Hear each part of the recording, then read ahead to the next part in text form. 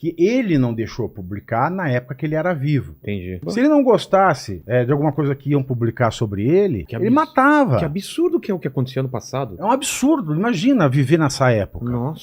Fala pessoal, esse é o canal X-Play com os melhores cortes da internet. E se você gosta desse tipo de vídeo, curte, comenta, compartilha e se inscreva no canal. Vamos ao vídeo.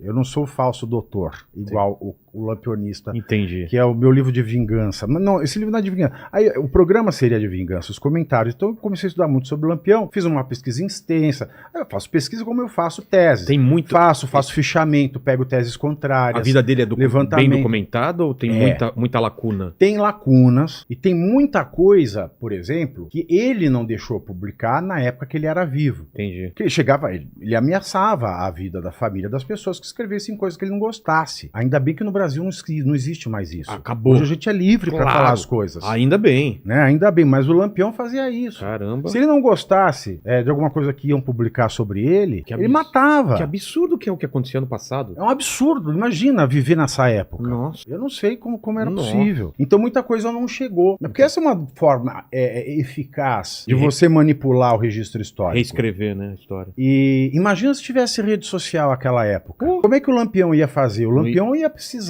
ser dono da companhia de internet para derrubar perfis, coisas assim. Imagina que loucura. Que doideira. Pois é. E aí, a partir dos documentos... Mas graças a Deus isso já passou. Estamos falando de anos 1920, 1930. É uma coisa do Brasil arcaico. Exato. Não existe mais. E aí eu fiz essa pesquisa e ela ficou lá na minha gaveta. Aí em 2021 eu publiquei o Estética da Estupidez. Em 2022 eu publiquei esse, que é o Declaração Universal dos Direitos da Pessoa Humana. Em 2023 eu ia publicar um livro que chama Corra, que é fascista e vem aí. Aí eu escrevi um texto, mas não ficou bom. E eu precisava entregar, né, no meu contrato da editora, eu precisava entregar. Aí eu falei, eu tinha uma pesquisa, essa pesquisa do Lampião estava pronta. Eu falei, eu vou mandar outro livro semana que vem. Você prometeu um e mandou outro.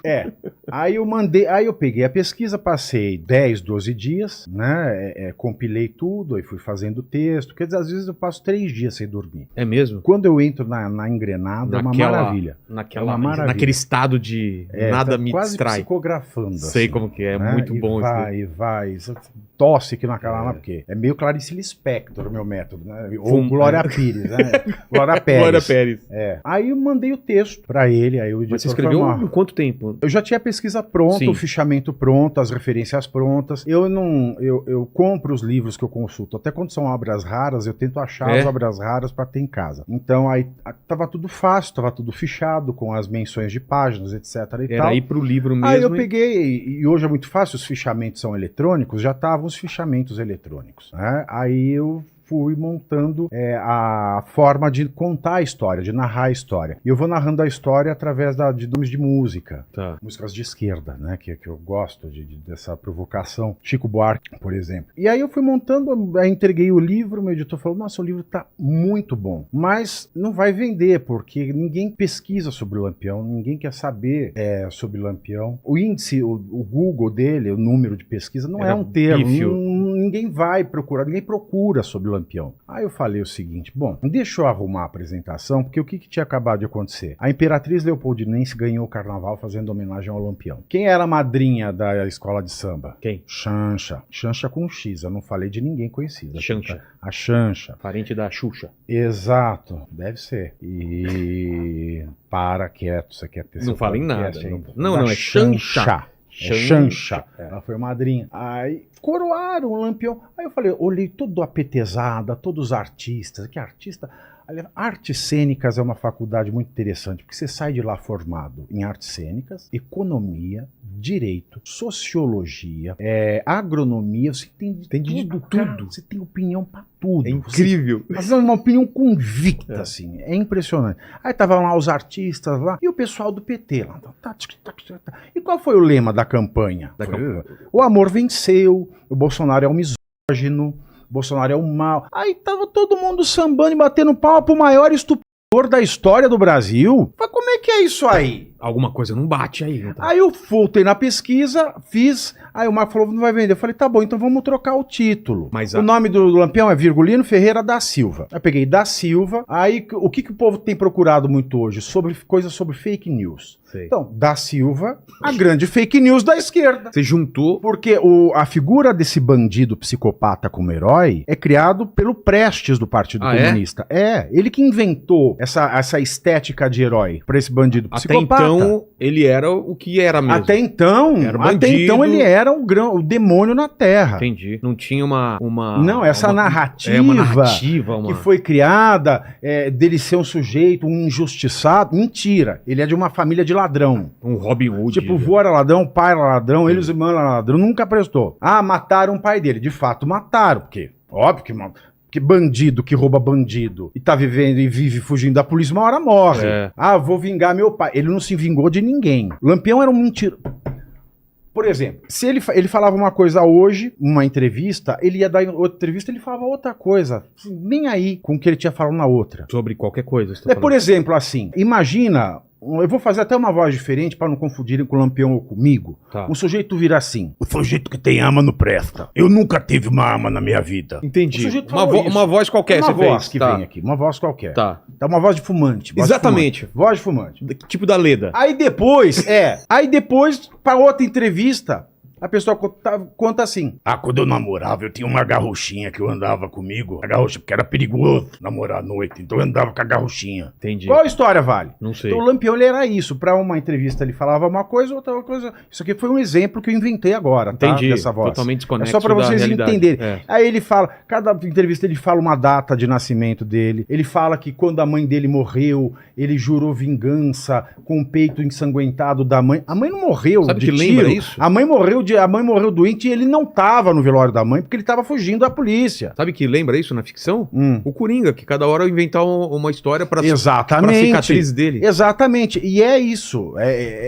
Essa mitomania, que aliás é um sinal de psicopatia. Também acho. E aí eu montei esta história. O cara é a grande fake news da esquerda. Mas você tá dando um exemplo de que ele dava entrevistas Ele dava entrevistas mesmo? O Lampião, sim. É mesmo? Lampião era vaidosérrimo. Não sabia dessa... Nossa, meu amor. Ele usava... Olha como era Lampião. Lampião era o cara mais rico do Agreste. O vídeo ainda não acabou. É só uma paradinha para lembrar você de não se esquecer de curtir e comentar aí embaixo. Só com produto do crime. Ele usava jabiraca, que era o lenço do pescoço. Sei. Tinha que ser tafetá inglesa ou seda francesa. O óculos dele era Zeiss, que é caro até hoje. Claro, que vem das lentes Zeiss. Lentes Zeiss. No chapéu dele, ele tinha um conjunto de moeda em ouro 28 quilates, que era um verdadeiro museu de numismática. Todas as armas dele tinham a empunhadura com ouro. Cara, todas. É uma imagem dele totalmente diferente do que foi construído. Ele mandava fabricar um tecido tingido porque ele gostava de uma determinada coloração de roupa. E ele mesmo costurava às vezes. Ele era o mestre do bordado da máquina Singer.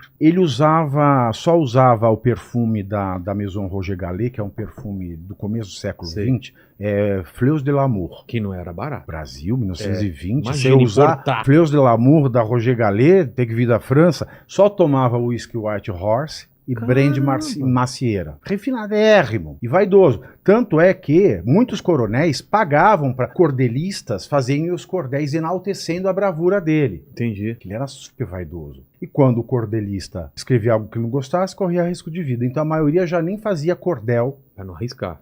São casos raros que eu trago aqui, né? Os que faziam enquanto ele estava vivo. Sempre enaltecendo. Não, a maioria sempre enaltecendo. Tem um ou dois que tem coragem de falar a verdade. Sério? Exatamente. São os casos que eu trago aqui. E eu tentei resumir tudo. E eu fui aos jornais de época. Por exemplo, coronel... Ele só extorquia, coronel. O pobre é que ele humilhava. Ele extorquia com qual Extorquia qual com finalidade. Não, sabe o Zé Rainha que foi preso aqui? Sei. Falava assim, você quer ter a sua terra invadida? Não, né? Então você me paga aqui uma groja. Entendi. Porque o cangaço, o movimento do cangaço é um movimento de milícia privada de coronel.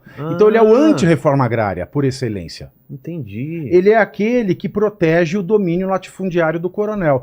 E o Lampião, ele levou o cangaço que já está abaixo da escala moral, né, pro fundo do poço, pro alçapão do fundo do poço da escala moral, que ele é a milícia privada de um coronel, mas uma milícia mercenária, ou seja, ele tá fazendo aqui a serviço para esse coronel contra o povo, ao mesmo tempo que ele tá se leiloando para outro coronel para ver se aquele paga mais. E se paga mais... Exato. Ele se vira. E aí, então, ele saqueava a cidade, mulher de coronel, filha de coronel, não podia estuprar.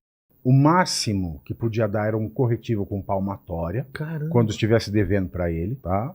Agora, a mulher do pobre, não. Tudo isso documentado. Ele tinha tudo documentado. Cara. Ele entrava nas pequenas propriedades, vandalizava tudo, às vezes matava o homem. As mulheres, elas eram estupradas em gesta, né? Que é o estupro coletivo. Né? Lampião, ele estuprava primeiro, depois ficava o resto da cabroada para estuprar a mulher. Tem um caso que uma mulher começou a ter tanta hemorragia, para não parar, ele pegou terra e socou com o punhal ósseo. Depois a mulher morreu, depois que morre, você larga igual cachorro. Caramba.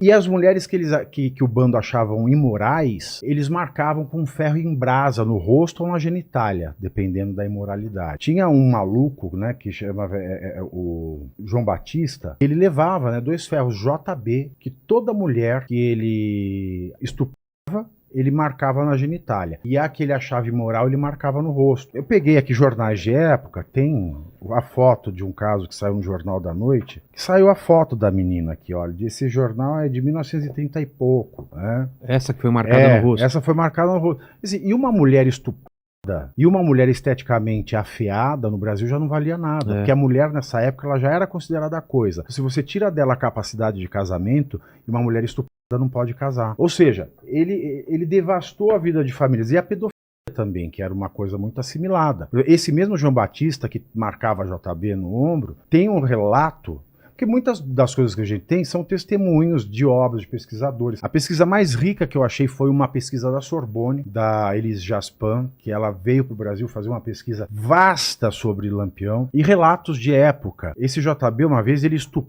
uma menina cega de 10 anos na frente do pai. Meu Deus. Porque o pai tinha dedurado alguém do bando para os volantes, para a polícia da época. Assim, é um sadismo, e além do fato dele ser racista pra caramba. Tem uma cidade na Bahia, quando ele chegou lá, chama Queimada. Né? A Bahia ainda tem, a população preta da Bahia é muito grande, porque foi o primeiro lugar que a corte foi, e para cada pessoa da corte tinha cerca de 10 escravos. E quando eles vieram pro Rio, muitos ficaram ali. Quando chegou em Queimada, ele matou um monte de policial, e ele fala, tem registros dele de entrevista, ele fala assim, olha, só matei porque esses macacos quiseram me dar ordem. Ele humilhou o juiz, o promotor público e 2 serventuários à justiça, porque eram pretos. Aí ele falava assim, ô terra desgraçada, até a justiça é preta. Fora outras coisas que ele fala, e tem uma passagem também que ele tá numa fazenda de um coronel, e as capelas tinham santos, né? Toda fazenda tinha uma capela, uma igreja. Ele deixava um bolo de dinheiro no pé de cada santo, e para São Benedito ele jogava moeda. E você não podia falar que ele tinha pele escura. Ele exigia de todos aqueles que dessem notícia dele de falar que a pele dele era bronze cor, porque ele também sangrava.